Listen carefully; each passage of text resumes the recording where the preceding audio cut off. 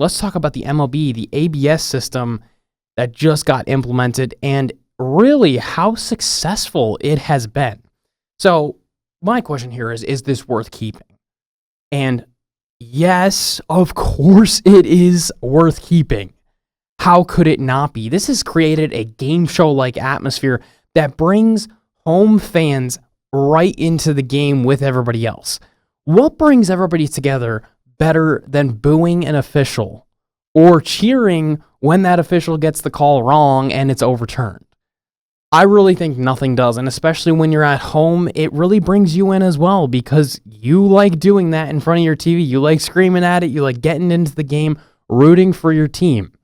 This is just a great atmosphere that has been created. Although it delays the game a little bit more, probably extends innings, fans do not mind it because you get to see something very interesting happen and so fast. This isn't like the NBA and the NFL or the NHL where they go into the box, they take a couple minutes, and they come back. This is instantaneous where it shows you exactly where the ball went, and it's either the call is reversed or it stays. It happens so quick, and the way they have implemented it and made it a thing is so flawless.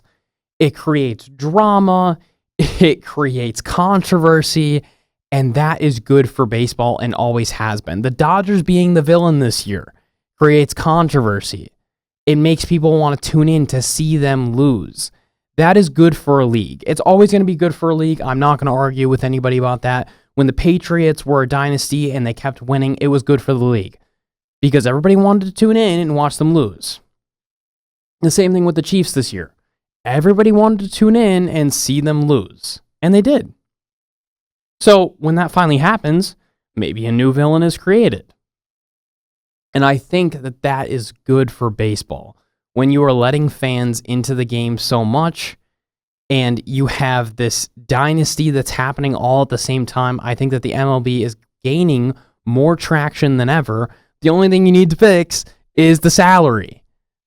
Fix the salary floors, fix the salary cap. I don't think they want to do it because they want the Dodgers and Yankees to be good every year. But there is a way to fix this. And I just want to mention the Yankees yesterday going 5 for 5 on their challenges and Aaron Boone getting fired up for that team. I'm telling you, when managers get fired up, when players get fired up over a strike call, and it gets to show you that they're fired up for good reason, that's something that fans want to see every single time. This has attracted fans to watch baseball who haven't before, and this system needs to stay.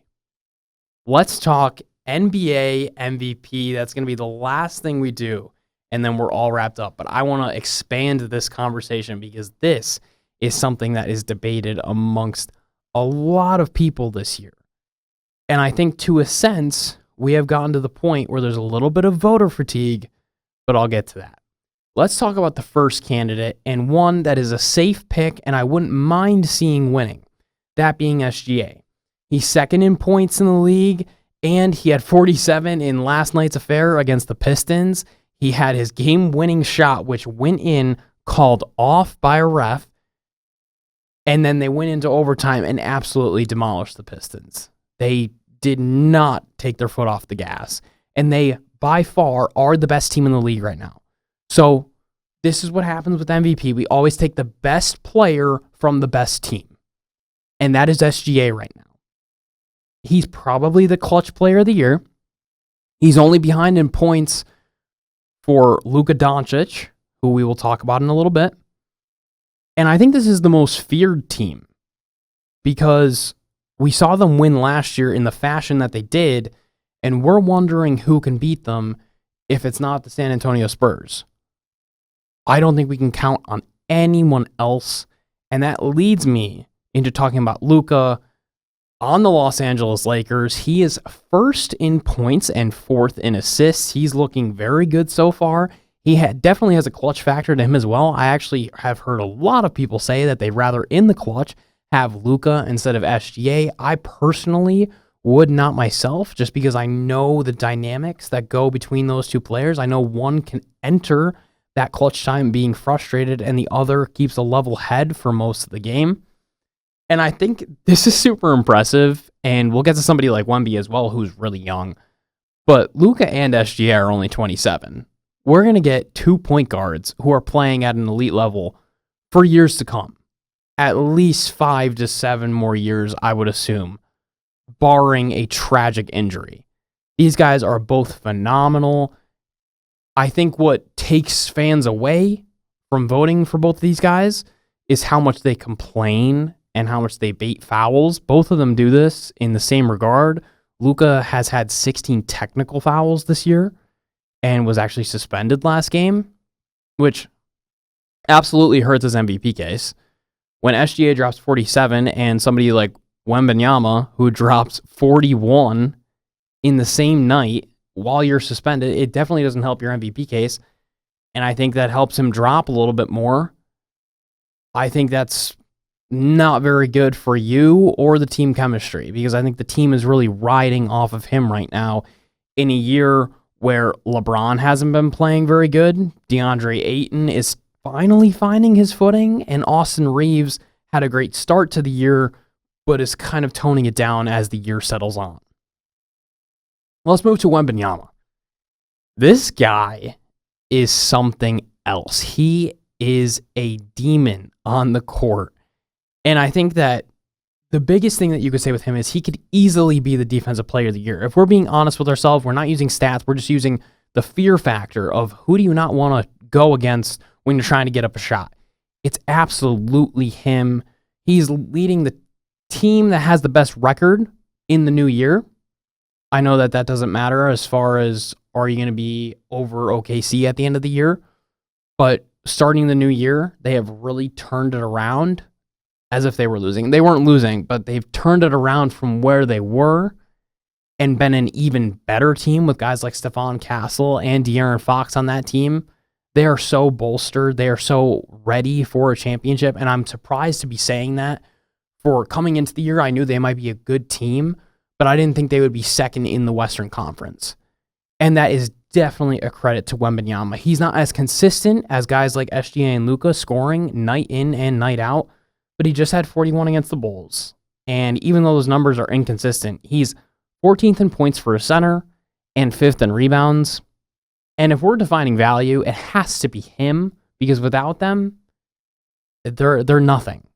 Let's talk about another guy that is absolutely a demon on the court, and without him, his team is nothing. If we're defining value, if we're defining who is the MVP, and we're not taking into consideration voter fatigue, it has to be Nikola Jokic.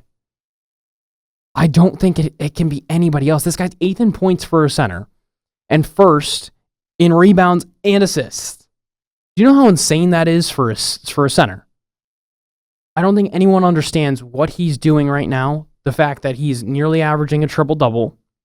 The fact that he's leading the league best offense right now, considering how bad that defense is and how far they are down in the Western Conference. This guy is amazing. And I just want to read off one stat that'll make you understand the value of Nikola Jokic. So the net rating for this team when they have Jokic is plus 11. And without him, it's nearly negative 8. What that tells you is this team goes from being the league best offense with him on the court, and without him, goes to being on the same playing field and level as a team like the Utah Jazz, a lottery level team. This team is terrible without him. And I think people are aware of this, but it's just a voter fatigue thing where they don't really want to admit this. But if they were to admit this, he's the real MVP because of how viable he is on that court and how much that team runs through him. He is the best player we have seen in a while, and we have to acknowledge that. If you were to ask who are the best players in the league right now, you are either going to say SGA or Jokic.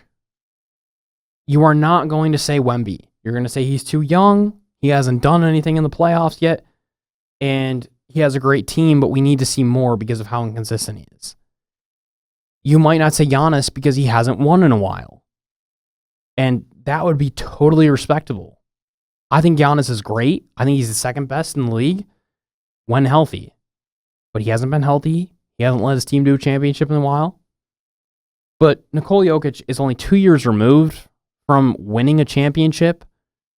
And he took OKC to 7 last year when that team was totally disheveled and we never thought they had a chance against OKC. You need to understand how amazing that is that a guy like Nikola Jokic was able to lead his team to 7 games against this, what we call now juggernaut in the Thunder.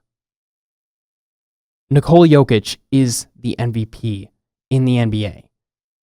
When we look back on it, we are going to say that there was voter fatigue, and that's the reason why he didn't win more.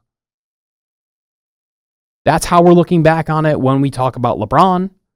We are saying that he easily could have won more if we weren't using voter fatigue because he was the best player, and a lot of the times he had the best team. In this case, the Nuggets don't have the best team because they don't have a really built defense, and they really haven't gone all in like I thought they were going to this year. Losing a guy like MPJ, that's a big gap to fill. And a guy like Cam Johnson's not going to do that. He's been okay this year. And MPJ has been really good on the Brooklyn Nets.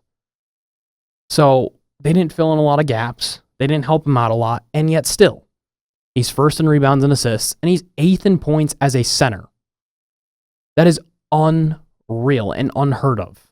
Nikola Jokic is your NBA MVP. And I'm sorry, there's a lot of great guys here. SGA, Wemby, and Luka are great players. Jaylen Brown's a great player as well. Someone that I didn't mention.